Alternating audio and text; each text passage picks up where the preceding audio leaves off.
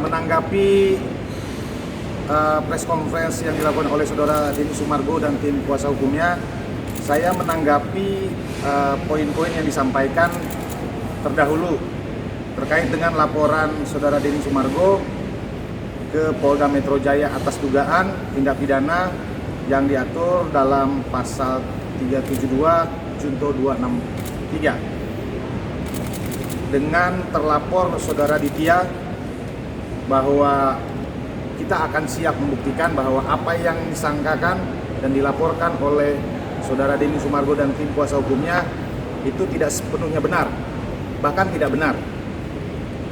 Yang kedua, terkait dengan kerugian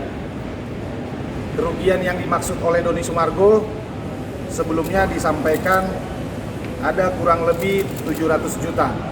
Padahal fakta seaslinya bahwa klien kami atas nama Ditya Andrista adalah manajer yang sudah diakui juga oleh Denny Sumargo, sudah 10 tahun berkenalan. Mungkin disampaikan 4 tahun atau 5 tahun sudah menjadi manajer Denny Sumargo.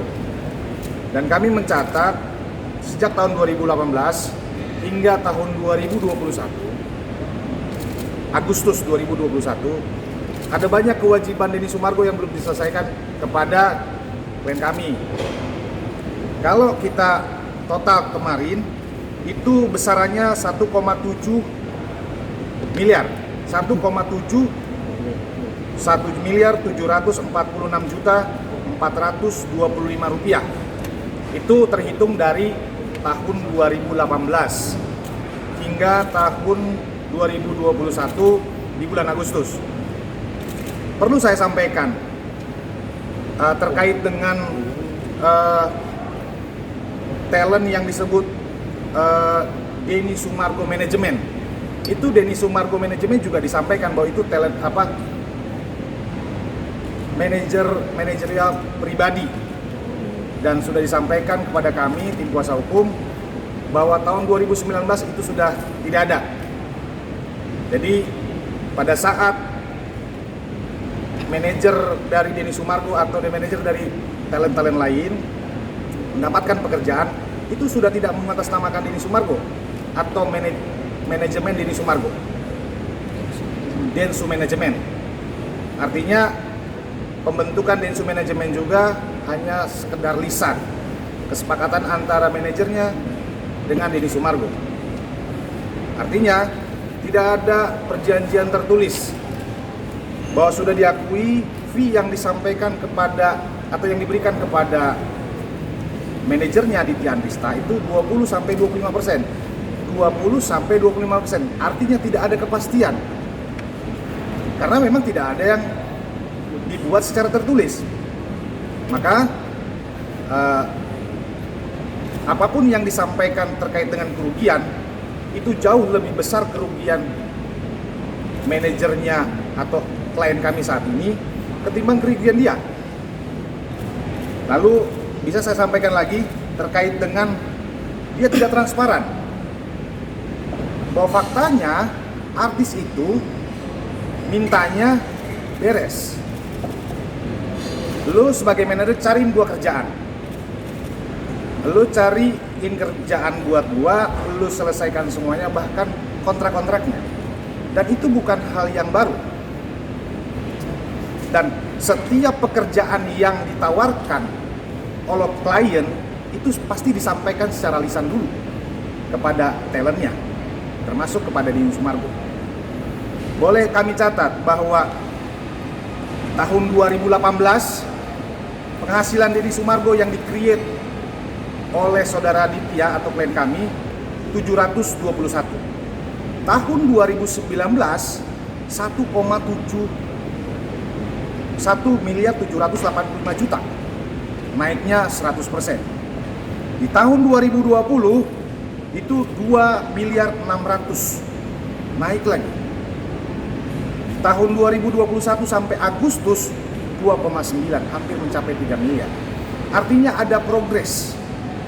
Keberuntungan seorang Denny Sumargo merekrut atau menunjuk Saudara Ditya menjadi seorang manajer. Perlu dicatat kembali bahwa Ditya, klien kami, bukanlah sekedar hanya manajer. Jadi kalau ada yang bilang bahwa dia saya ajari, dia saya kasih link, dia saya kasih uang, faktanya tidak. Karena sebelumnya Denny Sumargo memiliki seorang manajer. Dia hanya sebagai seorang teman yang membantu saja. Tetapi karena dia adalah seorang sarjana komunikasi, ingat di London School, di Unpad, dia adalah seorang sarjana dan predikat nilai dia adalah cum laude. Artinya dengan kebiasaan dia sebagai seorang pelajar, lalu pergaulan dia dimatchingkan, akhirnya dia berhasil. Harusnya Denny Sumargo bersyukur. Lalu terkait dengan yang disampaikan kembali, ada catatan, ada titipan dari seorang ayahnya Ditya, menitipkan Ditya kepada Denny Sumargo. Itu pun sesuatu yang tidak benar juga, bahwa dia mengakui bahwa ayah dari saudara Ditya ini adalah seorang purnawirawan Angkatan Darat, pangkat terakhir Maijen. Kalau saya sebagai seorang anak dititipkan, padahal bapak saya punya link begitu banyak, apakah betul? Apakah betul dititipkan? Perlu dicatat bahwa hanya 2 kali saja Denny Sumargo ketemu dengan ayahnya Ditya. Yang pertama pada saat di Surabaya. Di Surabaya dia juga tidak terlalu banyak bicara. Yang kedua pada saat Ditya menikah. Dan itu kondisi ayahnya Ditya sudah sakit. Lalu terkait dengan tanggapan somasi. Terakhir, somasi yang dilayangkan oleh kuasa hukum Densu sudah kami tanggapi. Bahkan kami sudah bertemu 2 kali. Kebetulan lagi bahwa kuasa hukum Denny Sumargo, Pak Anwar, juga adalah kuasa hukumnya Bella, yang juga pernah menjadi talentnya Mbak Ditya atau dimanajeri oleh Mbak Ditya. Dan sudah bersurat juga terkait dengan yang disampaikan oleh Pak Anwar. Jadi tidak betul kalau kami tidak pernah kooperatif, atau tidak betul kalau kami tidak menanggapi.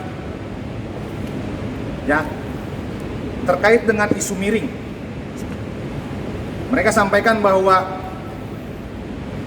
ini harus dijawab isu miring. Padahal kami tidak pernah menyebarkan isu miring. Justru yang kami sampaikan menjaga supaya tetaplah Denny Sumargo bisa berkarir. Tidaklah perlu kita buka aib. Jadi kalau disampaikan bahwa kamilah yang menyebarkan isu miring, itu kurang tepat. Gitu ya. Oke. Jadi terkait dengan Bella juga ada hubungannya dengan Gary. Gary juga adalah salah satu talent yang dimanajeri oleh Ditya sebelumnya. Bahwa sama, Gary juga belum menyelesaikan pembayarannya kepada klien kami. Jadi kita harus fair. Bella adalah pacar atau teman dekat, bahkan dekat sekali dengan Gary. Mereka selalu berkomunikasi. Hari ini Bella cerita ada kewajiban Ditya sebesar 100 sekian juta. Padahal setelah kami hitung tidak seperti itu. Tetapi di lain sisi ada juga kewajibannya Gary yang belum selesai. Jadi tolonglah, kalau kita mau adillah. Jangan hanya menuntut hak, tapi kewajiban teman-teman talent juga harus terselesaikan. Jadi nggak fair kalau pemberitaannya cuma sekedar, oh iya, Ditya sudah hilangin uang. Tidak, Ditya hilang, lenyap di telan bumi. Tidak juga. Bahwa kuasa hukumnya muncul kok. Setiap kali mereka melakukan somasi itu hanya memberikan waktu 3 hari. Bayangkan kami harus diskusi dulu. Kami menjawab dan kami berkirim surat. Itu minimal dibutuhkan waktu sekitar 5-7 hari. Tetapi mereka kasih waktu 3 hari. Tapi it's okay. Kami tetap memiliki niat baik. Bukan berarti kami merasa bahwa kami yang salah, bahwa ingat yang saya sudah sampaikan saya bisa bertanggungjawabkan. Ya, gitu ya. Oke. Cukup ya. Oke, Mbak Ditya. Ya. Ya, saya tambahin lagi bahwa selama Denny Sumargo dimanajeri oleh saudara Ditya klien saya, itu dia bayar cuman dari 2018 ya sampai 2021 419 juta. Itu pun polanya dicicil dari 1,7. Ya kita tinggal berhitung aja pakai kalkulator ya. Kalau dia merasa mungkin kerugian dia itu 700 juta, 800 juta, itu masih ada gitu loh. Jadi kalau 372 itu harus ada kerugian. Tapi it's okay. Kepolisian wajib menerima setiap aduan dan laporan. Tinggal nanti kita buktikan.